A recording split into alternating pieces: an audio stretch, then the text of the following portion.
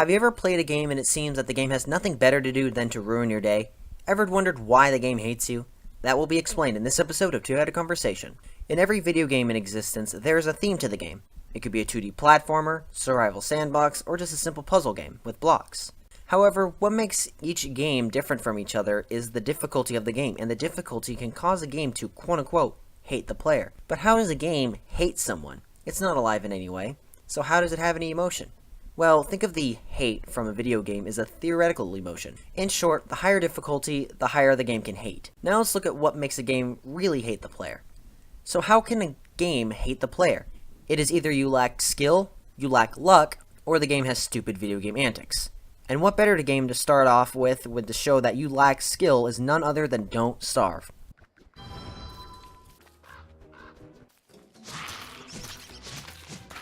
Don't Starve is an adventure survival game with a twist. Once you die for good, or permadeath. The object of the game is to survive while providing yourself with food, shelter, gathering materials for better equipment, and ways to defend yourself. What makes Don't Starve universe such an interesting one, aside from the beautiful art style and creatures, is the many ways the world can kill you. You've got hounds, spiders, tentacles, and even your own food. So what is the easiest way to not die?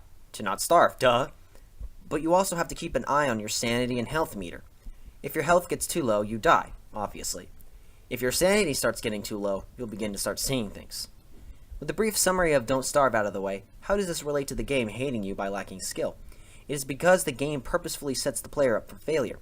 This is one of those games where you have to learn through trial and error. When you start a new world, it is randomly generated and the player must adapt to the world in order to survive. Once the player manages that, they may find themselves camping near a pig village to gain assistance from the villagers. But with every world, there are enemies, biomes, and season changes you must consider. There are spider nests that may be nearby and may come out at night and attack you. Some areas are biomes that have specific materials that are in dangerous places, like reeds in a swamp. In there are tentacles that can unearth from beneath you and give you a few whacks before killing you. When winter rolls around, you can't grow crops and are forced to hunt and kill for meat while trying to keep yourself from freezing to death. In short, Don't Starve constantly throws random scenarios at the player, and the player must adapt or they'll end up with a "you died" screen, and that's the last thing anyone wants to see. The player must use their skill of using the knowledge that was given to them in order to progress further. Let's say you plant a bunch of berry bushes to provide yourself with plenty to easy to grab food. However, while you're doing so, these turkeys run from behind the bushes and begin running around eating all the berries off your bushes. Now how can the player adapt from this experience? One can place the berry bushes in a line. After the bushes have been fertilized and grow some food, run along the side of the bushes and a turkey may jump out and begin running around.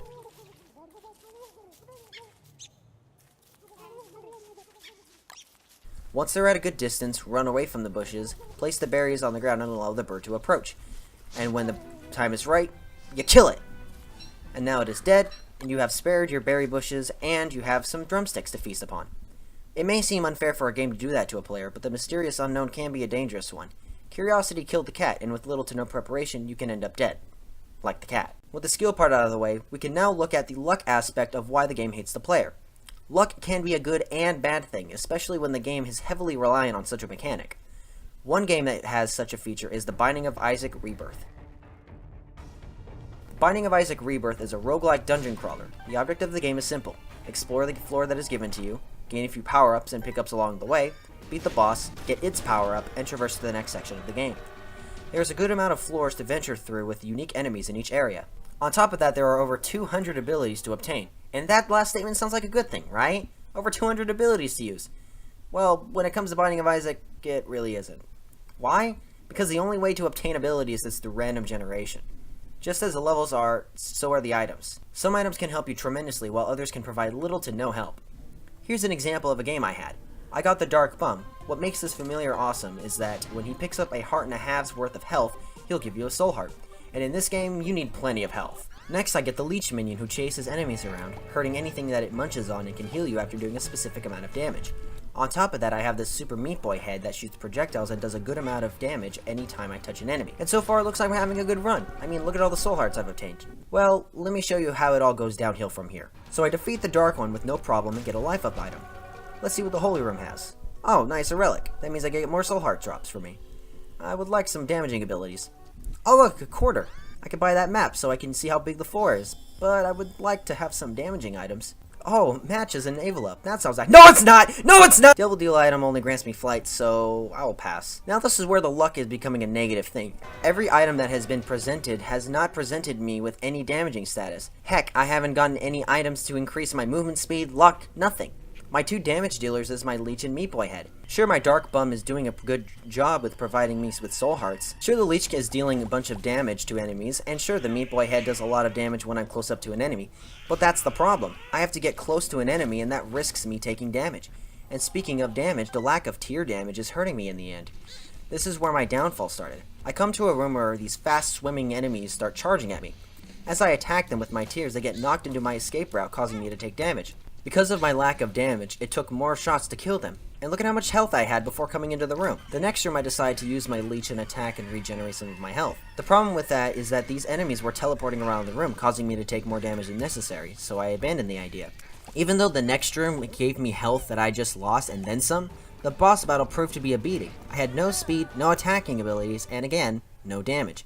And I got kinda bummed out that I lost. My Leech provided to be a good battling familiar and helped me regenerate my health, so I don't blame it, nor my Dark Bum. I blame it on the random generation that the game has to offer. Now, I'm not saying this game is bad because of one playthrough. My 50 plus hours of gameplay can explain how much I love this game. Heck, I had another gameplay with the Leech and Dark Bum. However, in that run, I had those 2 and a bunch of health and more. I had the Monstro's Lung that spits a shotgun amount of tears at enemies, and that ability, along with other things, allowed me to defeat Satan. In short, games that have randomly generated levels and or abilities can go in the player's favor and vice versa. And now on to the last point, video game antics. Video game antics is when the game is stacked against the player, giving the player an unfair advantage. And the game that I am using for this example is Legend of Zelda 2: Link's Adventure. This game may hold a golden outer shell, but on the inside of this classic game holds a painful experience that will scar any newcomer daring to tackle this beast of a game. Now when you start up this game, you only have your sword and shield, which isn't a bad thing. However, there is one problem specifically with your sword. It is very small. You have to put yourself at such a close distance that you might as well take a hit. Can you please come closer? Now in this game you have lives. Once they're all depleted, it's game over. Now 2 things can happen when this occurs. 1. You start back where Zelda is, and this can get very annoying because when you game over in a dungeon, you have to walk all the way back, and this is especially annoying in the beginning. This boulder can be destroyed by a hammer, and on the other side is a second dungeon. However, you don't have such an item yet. That means you have to walk around in order to get to the dungeon, and if you die in the dungeon, you have to walk past the village, through the cave of Octoroks and Boomerang cave dwellers, through the swamp, while avoiding damage and enemies in the overworld. And trust me, you will be dying a lot. And when you game over and standing back at the start, you'll probably look like this. Why? Now here's the second thing that happens when you die. Aside from having to backtrack through Hyrule over and over, you also lose all of your experience points. As you level up, you need to gain more and more each time you level up on your perks. Eventually, getting some of these level ups are very difficult to obtain. And if you have a lot of experience racked up and you game over, guess what? It's all gone. Speaking of losing experience, there are some enemies that sap your experience. That's right, there are some enemies that take your hard-earned work away from you. The worst of these offenders are these ghosts from the graveyards. So if you happen to run into an enemy while standing on a grave, expect to lose a lot. Now that I have gotten the more general video game antics out of the way, I will talk about the more specific pettiness that Zelda 2 has. In each town has a mage with your townfolk having a problem. Once you help that villager, they will let you inside and grant you a spell. But it's not that easy most of the time. For example, there's this one villager who's missing her mirror. So I look around the overworld and find nothing. I look around the town, find nothing. I go into this one room that's empty and assume it's an empty room. So guess what? You have to walk up to the table, press A, and then you find the mirror. How was I supposed to know that? What makes this more frustrating is that the spell that the wizard was trying to offer you was a healing spell.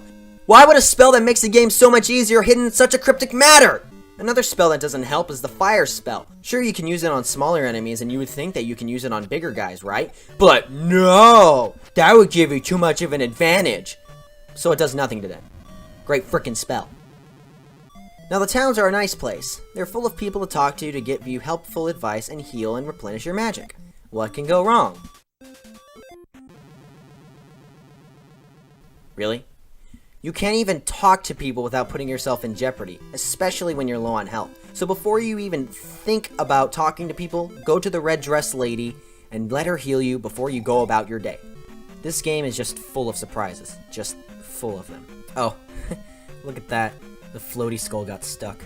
Wow, even the game hits its own NPCs. Oh, no. No! No! Just when you think it's an easy jump, a fish will jump out of the lava and knock you into a fiery death.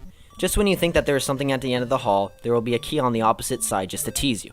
And don't expect enemies to go easy on you either. Just let me hit you, please! Now all of these games, Don't Starve, Binding of Isaac Rebirth, and Zelda 2 all have ways to hate the player. Don't starve and lacking luck. Some things are abundant in one area while other necessities are scarce and you have to go scavenge for them. Legend of Zelda 2 in lacking skill. If you can't think on your toes, you'll easily be overwhelmed. And Binding of Isaac Rebirth in video game antics. Just warning anyone who plays this game. If you see this item, do not get it. It will ruin your run because all it will do is blow up in your face!